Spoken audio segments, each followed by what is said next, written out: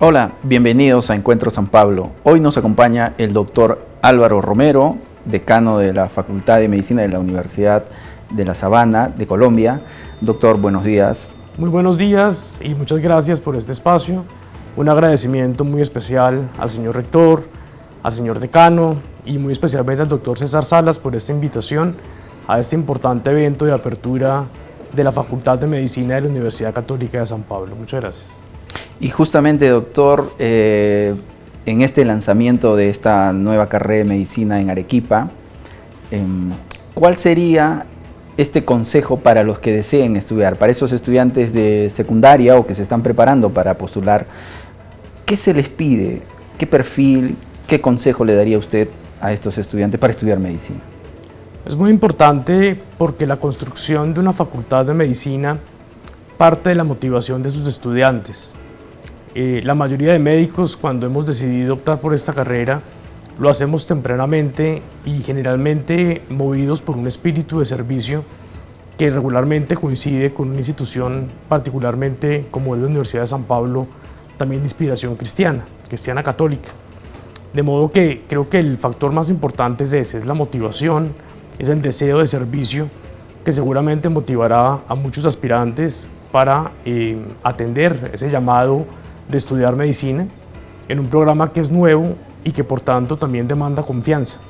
Sin embargo, justamente he conocido el proceso de construcción del programa de medicina de San Pablo y sé que se ha hecho con todo el rigor, con una referenciación internacional importante, de la cual pues tenemos el honor, pues hicimos también parte, y que justamente me ha permitido pues ver a la distancia cómo con ese rigor se ha construido un programa bien estructurado, bien equilibrado y que justamente pone en el centro todos esos elementos virtuosos que se quiere para los estudiantes que vienen en formación. De manera que el reto más grande es tener motivación, pero sobre todo también confiar en que las cosas serán bien hechas y que parte de la tarea de esos nuevos aspirantes y que seguramente a partir del 2025 serán estudiantes regulares de la universidad, es co-construir el programa, porque el programa está muy bien escrito en el papel, pero ahora junto con los profesores que son esa piedra fundamental de la dinamización del proceso, serán los estudiantes los encargados en poder llevar a buen puerto esas buenas intenciones muy bien plasmadas en el papel. ¿Y cuál es el aporte de una universidad católica al lanzar una carrera de medicina? Hace muchos años, hace 20 o 30 años, antes de que existiera lo que se denomina la medicina basada en la evidencia, era muy famoso encontrar que las facultades se caracterizaban por aquello que llamábamos escuela. Simplemente para dar un ejemplo cualquiera, si yo venía de la Universidad Cayetano Heredia, operaba por arriba, si venía de la de Piura por abajo y si venía de la San Marcos por la izquierda. Y resulta que con la aparición de la medicina basada en la evidencia, que es todo un concepto sobre todo de tipo metodológico, de investigación, estadístico, epidemiológico, permite saber qué es lo mejor y qué es lo que más evidencia tiene que funciona bien. Lo mismo y lo propio pasa con la educación médica y ya hay unas maneras correctas de hacer las cosas. De manera que bajo ese supuesto, ese gran concepto, digamos, de escuela, donde tal universidad lo hace de un modo y si yo soy egresado de otra universidad lo hago distinto, quedó un poco, digamos, como en el pasado, por cuanto que simplemente se debe hacer lo que mejor evidencia tenga, independientemente de la universidad que yo venga. De manera que el concepto de escuela ya no es el cómo se hacen las cosas técnicas, científicas, sino la esencia de la formación de la persona. Y yo creo que la ventaja que tiene una universidad católica como lo es la Universidad de San Pablo y su futura Facultad de Medicina, es que tiene claro que la formación de esa persona no se limita a lo técnico-científico, sino que ejerce su tarea transformadora de la persona bajo una orientación de centrarse en dos elementos, en la persona paciente y en la persona estudiante, que justamente permite un desarrollo virtuoso e integral de ambas partes, en donde el humanismo se pone en el centro de esa relación médico-paciente y creo que hace un diferencial muy importante, porque al final no es que aprenda a hacer unos procedimientos o unos conocimientos científicos que muy seguramente en Colombia, en Perú, en Latinoamérica en general, hay un nivel bueno de formación médica, pero que se hace diferente y marca diferencia son esos elementos concretos y propios que muy seguramente otorga la inspiración cristiana católica de una universidad como San Pablo. La pandemia desnudó muchas falencias que tenía el sector médico, ¿no? Pero también nos mostró tal vez un lado de negocio que fue utilizado por muchas clínicas, por muchos centros médicos. Faltaba ese humanismo justo cuando más se necesitaba, ¿no? ¿Qué debe ser? Ustedes indican lo fundamental es poner a las personas en el centro. ¿Cómo se logra eso con los estudiantes? Yo creo que... Porque, disculpe doctor, muchos estudian medicina justamente por ser una carrera muy rentable, por estar dentro de las más postuladas, ¿no? Ven que van a ser retribuidos y actualmente se ve al paciente como un negocio, ¿no? Creo que hay que digamos, tener como ese camino bien definido, ¿no? Como ese derrotero muy claro del humanismo centrado en la persona, en donde todas las acciones conducen al beneficio del paciente dentro del marco del ejercicio médico científico basado en la evidencia y bien construido.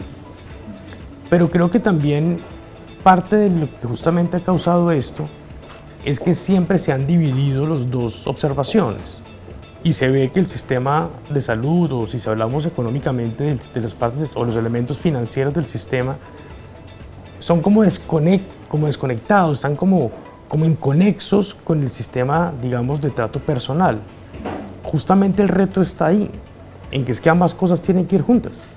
La sostenibilidad de un sistema de salud no es una responsabilidad ni de gobernantes ni de administrativos. Es una responsabilidad que se comparte en un muy buen ejercicio de la gestión, digamos, de riesgo del paciente y que al final se traduce en un ejercicio médico individual en donde finalmente es el médico quien de alguna manera se hace garante de dar un servicio de calidad, una atención humanizada, pero con costo-conciencia, que permita tener una mirada mucho más universal, donde se siente y se hace consciente de su participación fundamental de un sistema de salud y también se hace parte responsable de esa sostenibilidad universal que le aplica también a otros principios como el de la justicia y la equidad. Y usted ha podido ver la malla que se ha construido, pues es interesante que pueda tener presencia varios cursos de humanidades. Correcto. Esto es muy importante, digamos que parte de lo que en su momento con el doctor Salas conversamos, que tuvo la gentileza de ir a la Universidad de La Sabana en Bogotá, donde estamos nosotros, fue una experiencia quizás donde más coincidimos, porque la Universidad de La Sabana tiene algo que se llama el Core Curriculum, que justamente es ese mismo cuerpo que ustedes también lo tienen, muy importante, de formación humanística, donde claramente le da una base, le da un fundamento, le da un piso a esa persona. Y yo quisiera detenerme ahí nuevamente para subrayar lo que ya mencionaba respecto a que no es formar un médico, es formar una persona que va a ser médico. Parece lo mismo, pero es distinto, porque si yo me centro en formar un médico, lo que hago es que casi que a manera de entrenamiento, ¿no? Lo lleno de algunas competencias, capacidades, técnicas, pero abandono lo fundamental y lo esencial, que es ese fortalecimiento de las virtudes y valores de la persona, que seguramente, mediados por un muy buen proceso de admisión, ya digamos bien encarrilado con una formación previa del colegio, de la familia, etcétera, que le va a permitir encajar en un proceso de, como lo llamamos en la universidad, que coincidimos en nuestra visión cristiana católica, de perfeccionamiento humano, donde lejos de buscar la perfección, entendemos que esa persona se puede hacer más generosa, más solidaria, más caritativa, más compasiva, y bajo ese entorno de virtud construir una serie de acervo de conocimientos técnicos científicos que los va a permitir aplicar, o que esa estructura básica humanista le va a permitir aplicarlos sobre el paciente, viéndolo a la cara como una persona y no como un objeto de investigación o un objeto donde simplemente desembocan todos mis conocimientos para una práctica transaccional que termina siendo una forma de ganar dinero. Ahora, por otro lado, la deficiencia de médicos en el sector salud, pues también es evidente, ¿no? Y eso genera que en algunos casos, el año pasado, en octubre, falleció un congresista a 2 horas de la ciudad de Arequipa porque no había un médico, o ese centro médico atendía solamente hasta las 8 de la noche, ¿no? Por falta de médicos. Faltan médicos, pero también por otro lado las facultades arrojan un promedio de 1.800 médicos al año, ¿no? Según algunas cifras del 2016. ¿Qué está pasando ahí? Esa es una discusión que yo creo que se está dando de manera muy similar en todos los países latinoamericanos. En general, para las Américas, sobre todo América del Sur, hay un déficit importante de médicos, digamos, de base, que dependiendo y difiriendo, o dependiendo mejor, del sistema de salud, pues o son médicos generales, o son médicos familiaristas, o bueno, especialistas en algunos casos. Hay un déficit generalizado que desafortunadamente se está extendiendo al mundo. También, particularmente en Europa, en países como España, Inglaterra, Alemania, Italia, se están presentando también fenómenos muy parecidos. Muy seguramente, y los que han estudiado el fenómeno lo atribuyen a temas generacionales, a temas de cambios justamente en los jóvenes, de intereses por las carreras universitarias, etc. Pero hay un déficit importante y prospectivamente se ve que va a haber un número, digamos, menor de médicos. De manera que yo creo que generar facultades de medicina puede ser una de las soluciones. Creo que ahí lo que se requiere es un trabajo articulado muy serio, interinstitucional, no solamente con las universidades, sino también con el sector salud. ¿A qué me refiero? En países como Brasil, por ejemplo, la OPS ha hecho estudios muy interesantes donde triangula las necesidades estudiadas académicamente con las necesidades poblacionales y las necesidades del sistema de salud. Las tres, aunque confluyen en lo mismo, son distintas. Y es muy importante entender este cruce de variables porque, al menos en Colombia, si ustedes revisan los titulares de prensa, reiterativamente se van a encontrar con titulares que apuntan a que no hay médicos suficientes.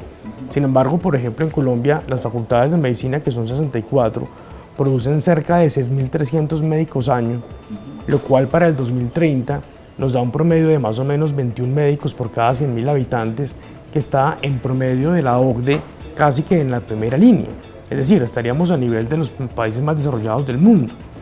Entonces, empiezan a haber otros problemas conexos al número mismo y que tiene que ver en cómo yo ajusto el sistema de salud para que ese médico que se forma en las universidades realmente encaje en el sistema y tenga las garantías para la distribución, por ejemplo. Los países latinoamericanos como Perú, como Colombia, tienen un problema muy grande y es que son muy inequitativos. Y usted va a Lima y puede tener sitios donde tiene la medicina del primer mundo no muy distinta a la que puede tener en los Estados Unidos, en Europa. Pero seguramente que va a 1 hora y media a Lima, una población urbana o rural, ¿no? Y puede encontrarse que ni siquiera hay un centro de salud, usted lo mencionaba, ¿no? A 2 horas del congresista que fallece. Entonces, yo creo que eso es parte de lo que también hay que empezar a mirar, y una de las soluciones que se plantea a nivel latinoamericano para ese tipo de situaciones es migrar a sistemas y programas académicos, como también lo han tenido en cuenta la Universidad de San Pablo, muy orientados en la atención primaria en salud, que lejos de pensarse en un modelo anacrónico, en un modelo de medicina, discúlpenme la expresión un poco fuerte, pero que desafortunadamente es la que circundan las personas, una medicina como de pobres, ¿no? Eso no es la atención primaria. La atención primaria es una atención que parte de la comprensión social de la salud, en donde los determinantes no solamente se suscriben al médico, sino que tiene que ver con política pública que incluye arquitectura, que incluye salubridad, que incluye las aguas, que incluye el aire, que incluye el medio ambiente, y que al final se redunda y se concentra en un tema de sistema de salud, pero que no queda desvinculado de todo lo demás. En ese sentido, creo que también es interesante que se haga ese trabajo, también como lo estamos intentando hacer en Colombia, seguramente en Perú, con ASPEFAM o la entidad que corresponda, y es poder realmente encontrar dónde se necesitan mejor esos médicos. Porque a veces pasa que salen las facultades, tienen más médicos, pero igual siguen concentrados en las ciudades importantes y la distribución geográfica se hace inequitativa e insuficiente.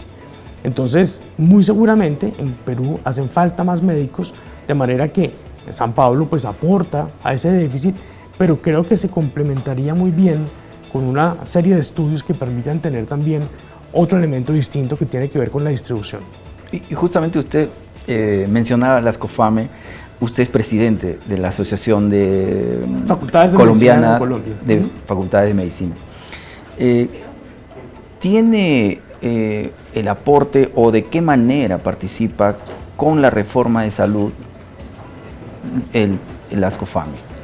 Esto ha sido muy importante y ha sido, digamos, un trabajo que hemos intentado hacer con mucho ahínco, porque así como las universidades se centran en los estudiantes como personas, así como el médico se debería formar y centrar sobre la persona paciente, pues un sistema de salud sin talento humano en salud pues no es sistema.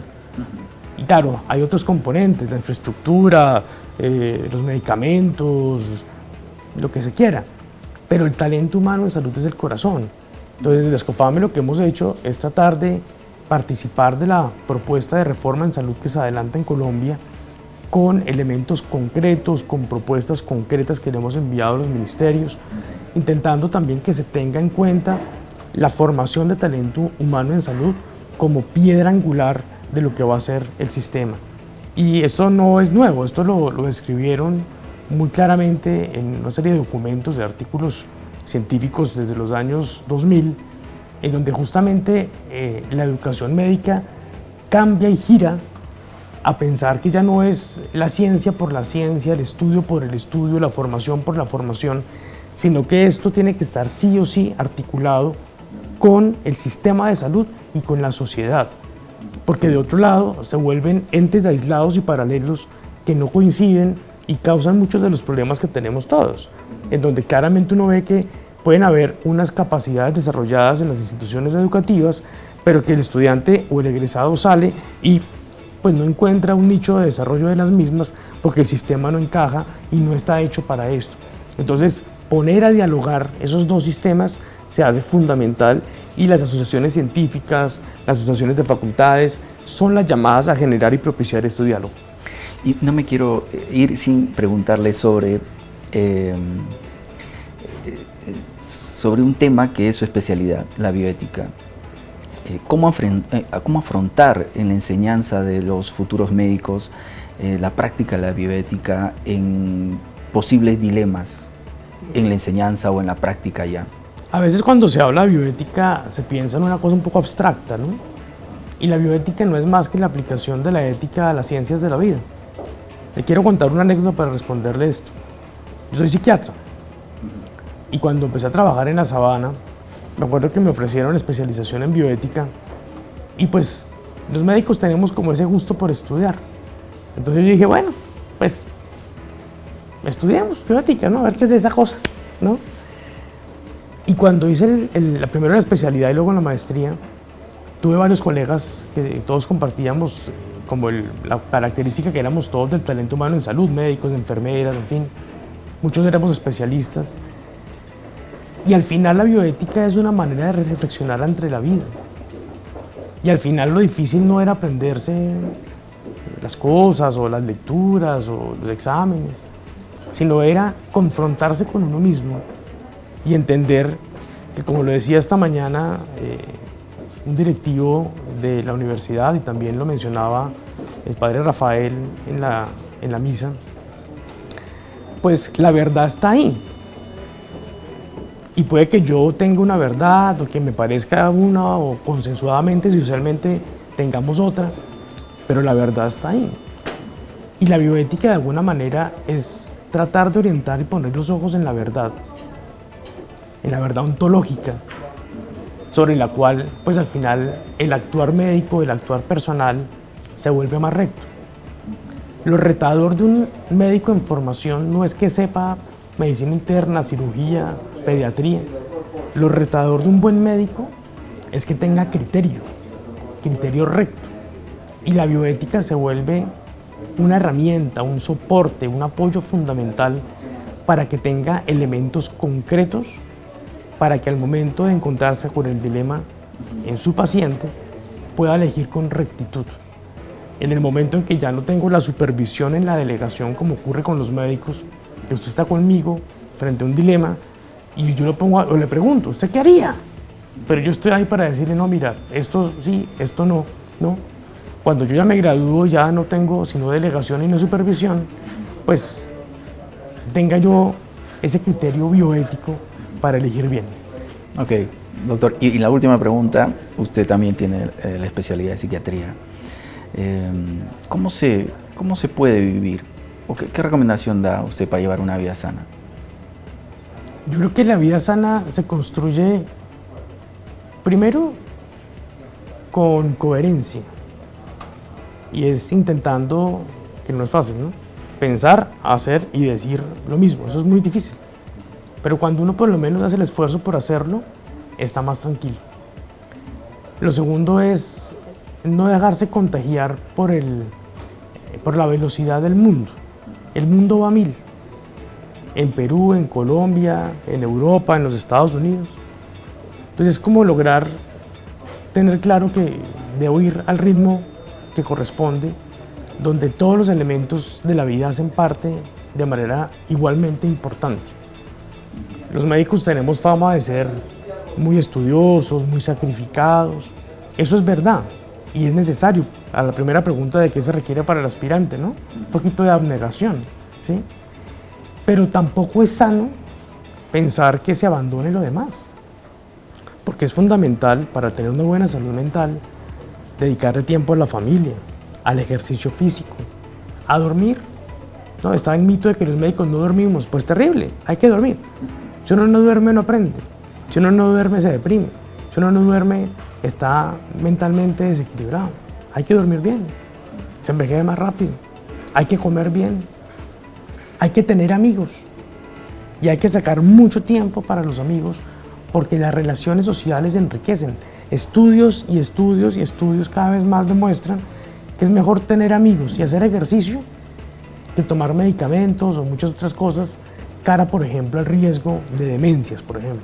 No estoy diciendo que los medicamentos no sirvan ni que quieran ser, y que hay que tomárselos, ¿no? Pero lo que quiero decir es que cada vez más los estudios demuestran que los hábitos de vida saludable, y particularmente esos dos, el ejercicio físico y el desarrollo social, genera unas defensas inmensas ante muchas situaciones de salud mental. Entonces, yo creo que no solamente para los futuros estudiantes, sino para todas las personas, debemos propender por esos hábitos de vida saludables. Muchas gracias, doctor. Ha sido una conversación que ha pasado a ser una terapia. Le agradezco mucho, doctor. No, muchas gracias a ustedes y nuevamente pues muy orgulloso, muy contento y muy agradecido con todas las autoridades académicas de la Universidad de San Pablo, a quienes aprovecho pues para seguramente augurarles mucho éxito en esta gran empresa de crear una facultad de medicina, ponerla a andar y que estoy seguro dará mucho de qué hablar por los próximos años. Felicitaciones y muchas gracias. Gracias a usted, doctor, y espero que sea bien su visita. Gracias. Bien. Gracias. Y nos encontramos en un nuevo programa de Encuentro San Pablo. Gracias.